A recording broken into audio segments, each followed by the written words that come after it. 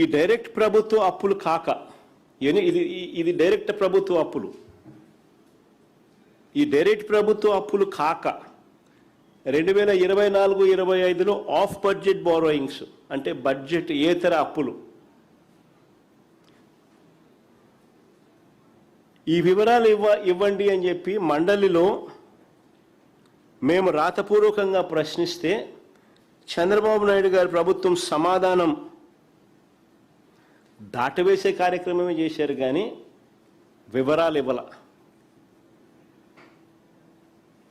రాష్ట్ర ప్రభుత్వానికి చెందిన అనేక సంస్థలు ప్రభుత్వ గ్యారంటీతో పెద్ద ఎత్తున అప్పులు తీసుకున్నాయి.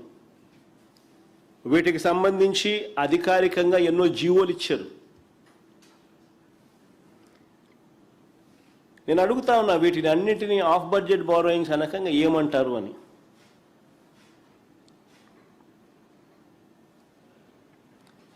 కానీ ఈ లెక్కలు మాత్రం చెప్పడం లేదు. అన్నీ కూడా దొంగచాటు వ్యవహారాలే. మొత్తం 16 రోజుల పాటు జరిగిన అసెంబ్లీ బడ్జెట్ సమావేశాలు చూస్తే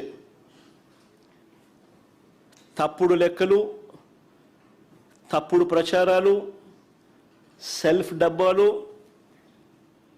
ఇవి తప్ప ప్రజలకు ఏదైనా మంచి జరిగిందా ఆ 16 రోజుల అసెంబ్లీ సమావేశాలు చూస్తే? ప్రజలకు మాత్రం ఒరిగింది సున్నా. చంద్రబాబు నాయుడు గారేమో తన కొడుకును జాకీని పెట్టి ఎత్తాడు.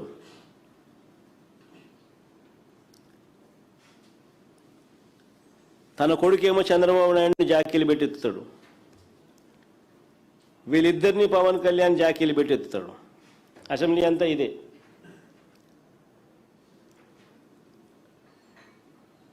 పరనింద, ఆత్మస్తుతి, ఇది తప్ప ఏమైనా కనపడినాయా?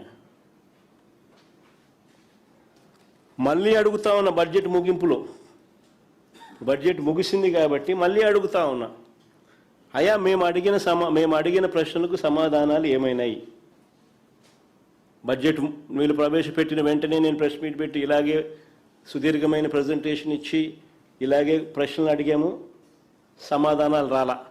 16 రోజుల అసెంబ్లీ సమావేశాలు కూడా గమనించిన ఎక్కడా కూడా చంద్రబాబు నాయుడు గారి నోట్లో నుంచి కానీ వాళ్ళ మంత్రుల దగ్గర నుంచి మనం అడిగిన ప్రశ్నలకు మాత్రం సమాధానాలు రాలా.